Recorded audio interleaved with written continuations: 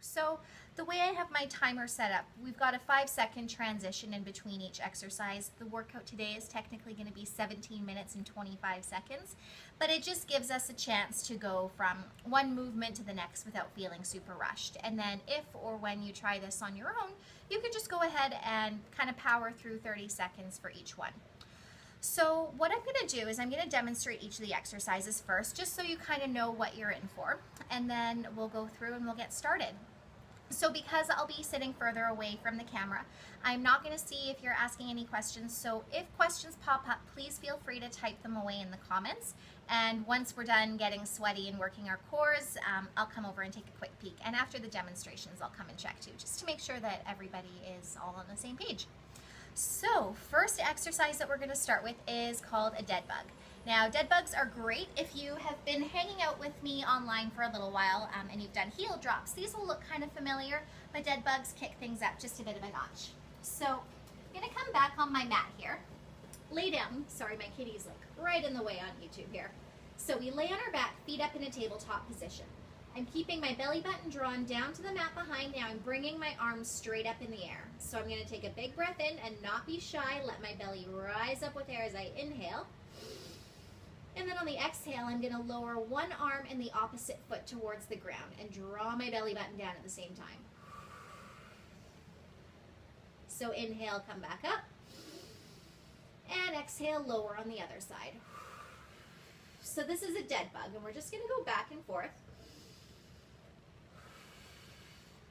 And when you're doing dead bugs, the magic really happens when you're drawing your belly button down as you're lowering that arm and leg.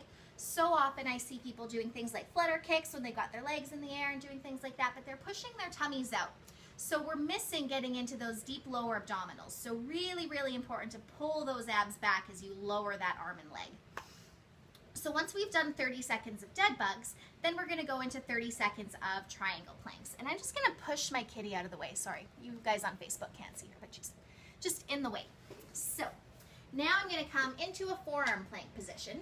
So I've got my hips in line with my body, my core is engaged, pelvis is tucked forward, and I'm going to push my bum back, make a triangle, kind of like a downward facing dog, but on my forearms, and then I come forward. So I'm going to push my tummy or my bum back and come forward. So we're really going to feel this a little bit higher up in the abdominals. It's a great way to open up your upper body. So if you spend a lot of your day sitting and you're kind of hunched forward over a desk, it's like downward dog. It's great for opening up the upper body, and we get a little bit of action in the shoulders and the upper back as well. So once we have done our triangle planks, then we are going to move into alternating V-ups, which again, if you've hung out with me online before, I know that you are familiar with those. So laying on our backs, lazy kitty here, she should be working her core too. So arms stretched up overhead. Now really, really work to stretch those arms, stretch those toes out. Big breath in, and on the exhale, raise your shoulders, both arms and one leg, and contract your abs. Now big stretch back, inhale, and contract. So we're just going to go back and forth for 30 seconds here. And for those of you who are just tuning into the broadcast, I don't have my glasses on, so I can't see any names. I can see there are people popping up and commenting. Thank you for being here. I'm just demonstrating the exercises, and then we're going to go through the workout shortly. So once we're done our alternating V-ups, then we're going to go into alternating Supermans. So now we're going to flip around on our tummies. Same starting position, arms stretched out, legs stretched out, and then I'm going to lift one arm, opposite leg, keeping that leg straight, and come back down. Alternating from side to side. So we really want to work to lift through the booty and the hamstring. And as you're lifting the arm, we should feel it through the muscles that run just along the spine. And then coming back down, alternating back and forth. Whew, I'm getting warm just demonstrating all of these. So next we're going to come into a side plank reach. So a couple variations on this. Now, if you're comfortable doing side planks, a few ways you can do this. Now we're going to come on our elbow here.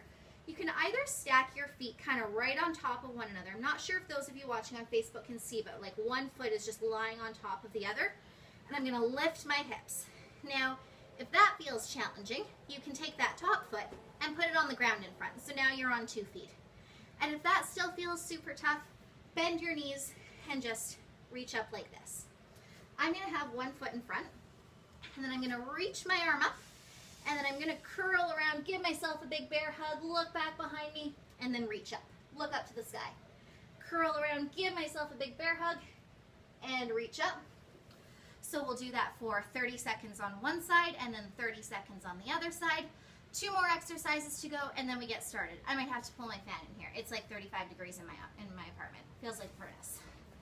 Okay, next we're heading into V-sits. So knees are going to be bent, feet flat on the floor. Sit up nice and tall so you can put your hands on your hamstrings and really work to puff up that chest. So keep that chest up nice and proud, and then you're going to put your arms back behind you, keeping that nice proud chest. Now we bring the knees into the chest, straighten out the legs as you lean back, and press up. So come back, and up, back, and up. Never losing that nice proud chest. So if you find that your lower back starts to hurt, do a quick posture check. Sometimes we find that we might start kind of going like this, and you're kind of rounded forward. That just puts a lot of stress on the lower back. And if you find that it's just too tough to do that, that's totally fine. What you can do is maybe do one leg. I'm still getting into my core big time. And you could even just alternate if you want.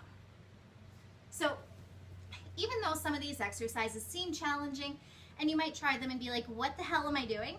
There are always ways to make things work. So we're doing each of those for 30 seconds, and then we're finishing off with a 1-minute plank. So you have an option of coming into a high plank here, or you can come into a forearm plank.